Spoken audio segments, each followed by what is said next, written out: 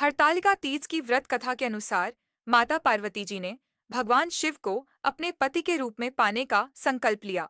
इसके लिए उन्होंने हिमालय पर गंगा के तट पर अपनी बाल्यावस्था में अधोमुखी होकर घोर तप किया।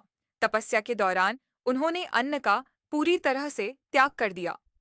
इस कठोर तपस्या की शुरुआत में वे केवल सूखे पत्ते खाकर दिन बिताने लगीं और फिर कई वर्षों तक सिर्फ हवा ग्रहण कर जीवन व्यतीत किया।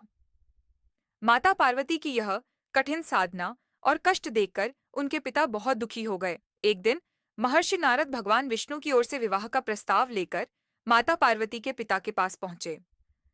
माता पार्वती के पिता ने इस प्रस्ताव को सहर्ष ही स्वीकार कर लिया।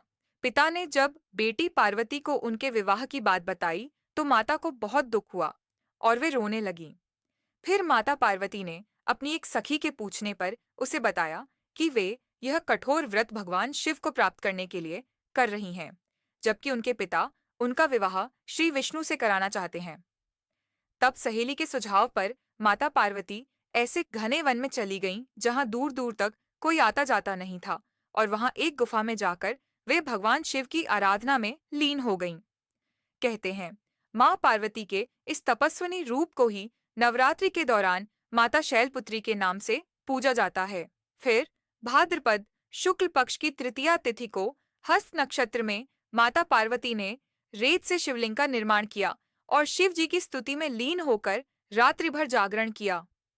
माता के इस कठोर तप से प्रसन्न होकर भगवान शिव ने उन्हें अपनी पत्नी के रूप में स्वीकार कर लिया। कहते हैं माता पार्वती की तरह ही जो कोई कुंवारी लड़की या महिला भाद्रपद शुक्ल पक्ष की तृतीया को हरतालिका तीज व्रत रखती है, उसके पति को लंबी आयु की प्राप्ति होती है। साथ ही कुंवारी अविवाहित स्त्रियों द्वारा ये व्रत रखे जाने पर उन्हें मन चाहे वर की प्राप्ति का आशीर्वाद प्राप्त होता है। शादी में आ रहे हर विघ्न मिटते हैं, मन चाहे वर की प्राप्ति होती है।